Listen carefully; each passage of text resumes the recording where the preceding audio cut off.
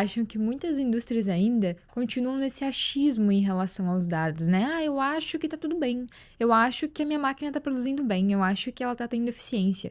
Por que que elas não dão essa virada de chave de começar a se basear em dados e realmente tomar decisões mais assertivas?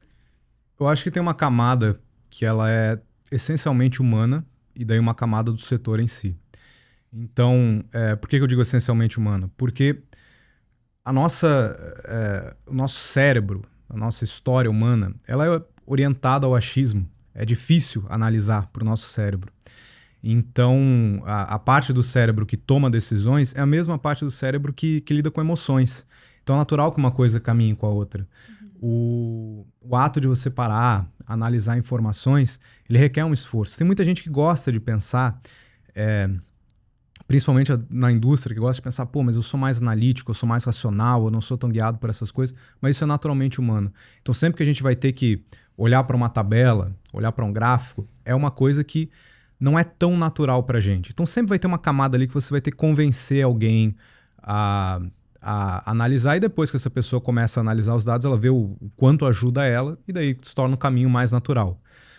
Uma questão do setor aí é que as revoluções tecnológicas que a gente teve na história, e a gente teve revoluções tecnológicas, claro, também na pré-história, quando a gente começou a, sabe, fazer agricultura, lidar com metais, lidar com pedra. E isso é gigantesco para toda a história da humanidade, mas faz parte, na verdade, da pré-história, né? Faz uma importância gigantesca na existência humana, né? Mas faz parte da pré-história, porque a gente divide a pré-história e a história quando começa a escrever. Então, tudo que acontece antes é pré-história. Na história, a gente tem as revoluções tecnológicas, que a primeira é quando a gente inventa a máquina a vapor, que é a Revolução Industrial. E essa revolução, ela muda todo mundo. Então, de repente, você começa a ter a Inglaterra como uma potência global, que se tornou essa potência não porque estava adquirindo mais ouro e prata, mas porque inventou uma tecnologia. Isso, a nível global, altera a disposição dos territórios, porque as pessoas começam a sair do campo e ir para a cidade.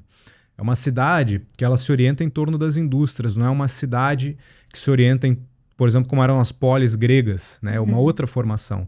As pessoas começam a sair de casa para trabalhar. Então, a primeira revolução tecnológica, ela é a revolução industrial, como a gente faz essa comparação. A seguinte é da eletricidade, que também muda todo mundo, porque, bom, se a gente... Todas as casas têm eletricidade, todas as indústrias têm eletricidade, tudo que a gente está tendo aqui nesse cenário tem eletricidade, e assim, mudou o mundo e a indústria, porque, bom, mudou o mundo porque começou a ter, por exemplo, geladeira, então antes você não conseguia nem armazenar comida direito, e daí você começou a conseguir. E a indústria muda muito, porque você começa a ter um tal de Fordismo, que é da mesma época dessa revolução. E a gente começa a entender que indústria não é só colocar coisa e ver o que sai. Tem tecnologia, tem ciência, tem conhecimento. A revolução seguinte é a revolução computacional, que da gente começa a ver o quanto que o computador consegue expandir a capacidade humana. Que antes você era limitado, assim, você tinha uma mesa, você queria mandar uma carta, você tinha que ter uma máquina de escrever, você tinha que ter uma planilha, era tudo muito isolado. E começou a ficar tudo junto no computador, que faz isso muito melhor, mais rápido. Quando você ia fazer um cálculo numa planilha, sabe, o computador já consegue fazer isso no Excel. Então essas foram as 3 revoluções que antecedem a 4ª revolução industrial, que tem como matriz os dados. O que essas 3 anteriores têm em comum é que elas são máquinas. Então você pegava a máquina a vapor, você pegava um computador. A eletricidade era melhor você não pegar, você ia tomar um choque. Mas você via, era visível.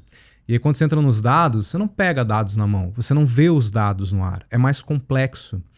E enquanto que essas 3 primeiras, por serem muito máquina, elas tratavam muito de produtividade, a dos dados não é necessariamente você produzir mais, mas você produzir melhor. Então existe essa coisa assim, você não conseguir pegar, você não conseguir ver necessariamente, mas eu tô vendo, tá indo mais rápido, ou tá produzindo mais.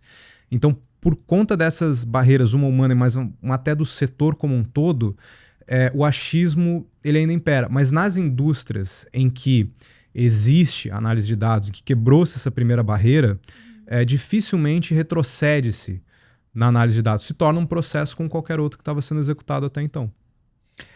Tem um livro que eu ganhei de uma pessoa muito querida, né? Que fala que o paladar não retrocede, né? Que quando você avança em algo que é muito bom, que você gosta muito na vida, algo mais sofisticado, você não quer voltar atrás, né?